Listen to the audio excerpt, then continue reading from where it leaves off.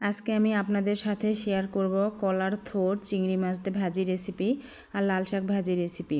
আমার মনে হয় এই থোড় আমি 3 বছর কি 3.5 বছর পরে খাইলাম আজকে।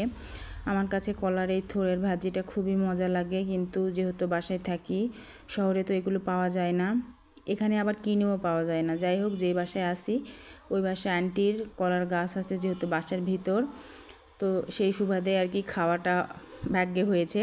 হ্যালো গাইস, আসসালামু আলাইকুম। আপনারা সবাই কেমন আছেন? আলহামদুলিল্লাহ আমি অনেক ভালো আছি।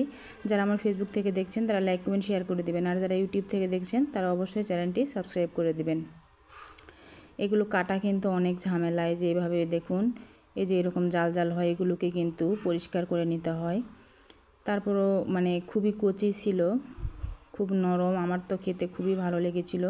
আমি সব কিছু গুছিয়ে নিয়েছি, গুছিয়ে নিয়ে এখন আমি রান্নাটা সেরে নেব। চলুন কিভাবে রান্না করি আপনাদের সাথে শেয়ার করি। আমি কিন্তু এখানে একটু আলু দিয়েছি, শুধু হয়তো ভালো লাগবে না নাকি, অনেক দিন পরে যেহেতু খাচ্ছি তাই দিয়েছিলাম।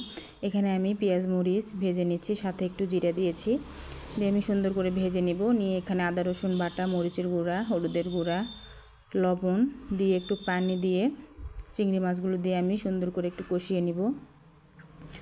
আপনারা কে কে এভাবে খান অবশ্যই বলে যাবেন, আর আপনারা অন্য কিভাবে খান সেটাও বলে যাবেন। আমি কিন্তু এভাবে খাই, অনেকে হয়তো ডাউল দিয়ে খায়, অনেকে সরসরিও খায়, তবে আমার কাছে কেন জানি ভাজিটাই বেশি ভালো লাগে। আর চিংড়ি মাছ দিয়ে ভাজি হলে তো কোনো কথাই হবে না।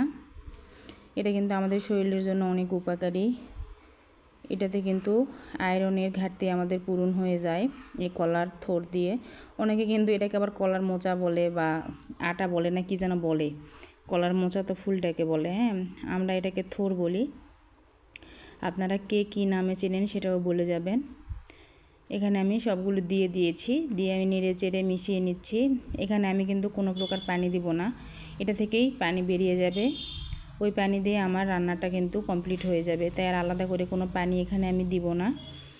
দেখুন বন্ধুরা, এই যে অনেকটাই কিন্তু কমে গিয়েছে পানি, কি দেখুন কতগুলো বের হয়ে গিয়েছে, আলাদা করে পানি দেওয়ার প্রয়োজন পড়বে না। আমি সুন্দর করে একদম এই যে দেখুন পানিগুলো সব কিন্তু প্রায় শুকিয়ে গিয়েছে। এখন আমি এগুলোকে একদম ভাজা ভাজা করে নিব। এটা কিন্তু খেতে অনেক মজা, কারণ আমি ভয়েস তো খাওয়ার পরে দিচ্ছি, এত মজা। আপনারা অবশ্যই আমার এই রেসিপি দেখে একবার ট্রাই করতে পারেন, আর আপনারা কে কীভাবে খান সেটাও বলে যাবেন, আমিও ট্রাই করব। দেখুন বন্ধুরা, ভাজিগুলো কিন্তু আমার একদম কমপ্লিট হয়ে গেছে, খুব মজা হয়েছিল। এখন আমি লাল শাকটা ভাজি করে নিব। এখানে আমি পেঁয়াজ কুচি, মরিচ, কাঁচা মরিচ দিয়েছি, আর একটু রসুন কুচি করে দিয়েছি, দিয়ে এগুলোকে ভেজে নেব। দিয়ে একটু গোটা জিরা দিয়েছি, আর আমি কিন্তু আগে থেকে লাল শাকটা সিদ্ধ করে নিয়েছি। আমি একটু লাল শাকটা অন্যভাবে রান্না করি, তবে আজকে যেহেতু লাল শাকগুলো একটু ছিল, মানে অতটা কচি না, তাই আমি ভাজি করেছি। দেখুন বন্ধুরা, সুন্দর করে ভাজি করেছি একদম, এখানে কিন্তু কোনো পানি নেই।